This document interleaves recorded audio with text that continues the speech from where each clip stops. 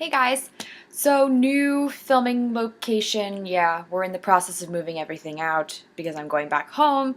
So, yeah, you get to look at the creepy Alice in Wonderland poster behind me. Alice kind of looks like she's been drugged in it, and we just had it here because the old tenants had it.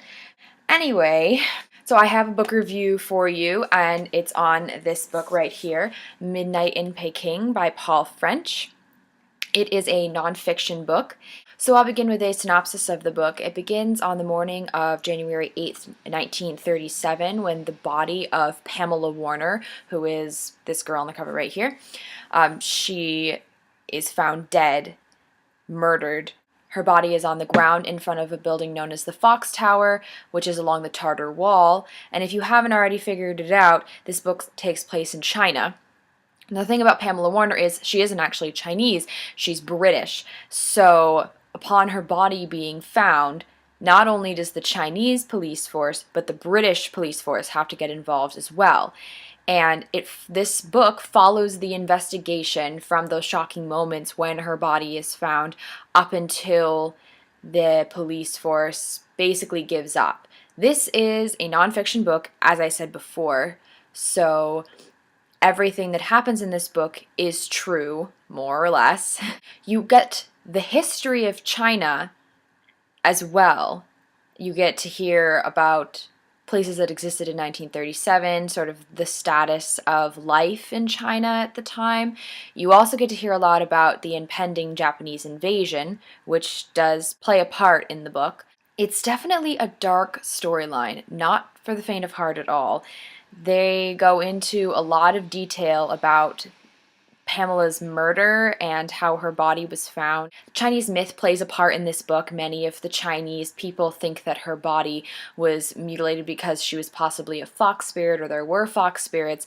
I'm obviously not extremely knowledgeable about Chinese mythology, and I'm not very knowledgeable about much of Chinese history either, so this was interesting to get that side, the history side, which I really enjoy hearing about.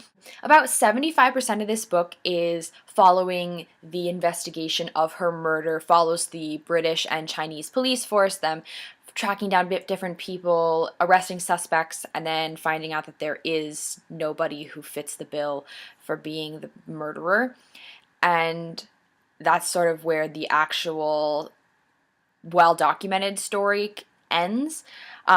This case is unsolved officially. No one was ever arrested for Pamela's murder. However, her father, E.T.C. Warner, that's how they referred to him in the book, he was a British man who was extremely knowledgeable about Chinese history, and he decided to take matters into his own hands.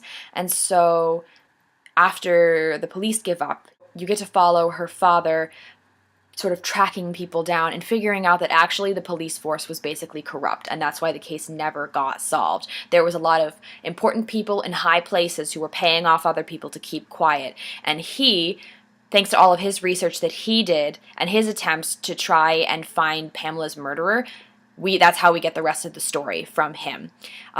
Paul French did a ton of research to write this book. There is a chapter of the book in which the author reconstructs the night Pamela was murdered based on her father's research and records from the police force. And that is also a really sad thing to read because it happened more or less in that fashion. And the last part of the book is basically a follow-up of the events afterward, talks about the actual invasion of China by Japan, talks about a little bit about World War II. It follows each of these characters. It just tells a little snippet about what happened to them, when they died, etc. And of course, it's all true, so it's much more fascinating in that sense to follow up and know what happened to these characters. Overall, I did enjoy this book. It took me a lot longer to read than I thought it was going to, partly because I did have finals, but partly because there were certain parts of the book that I felt were kind of slow. There's a lot of Chinese names of things, and it was good practice to try and read them. Sometimes it was hard to keep track of different things depending on what he was talking about. There was a lot of characters involved, so I was also had a little bit of difficulty keeping track of who's who. It's no Game of Thrones in terms of the amount of characters that are in it, but it might have almost been helpful to have a way to keep track of them. and who was related to who. I do like murder mysteries, so I did enjoy that aspect of the book. I liked hearing how her father managed to figure out who killed Pamela by the end of the story, which obviously I will not reveal here because you have to read the book for that. Overall, it's a great mystery history book if you like that sort of story. However, it is definitely graphic, so if you don't deal well with, don't read this if you don't do well with really graphic murder stuff. And I rated a 4 out of 5 stars because it's definitely a strong novel, but it's not.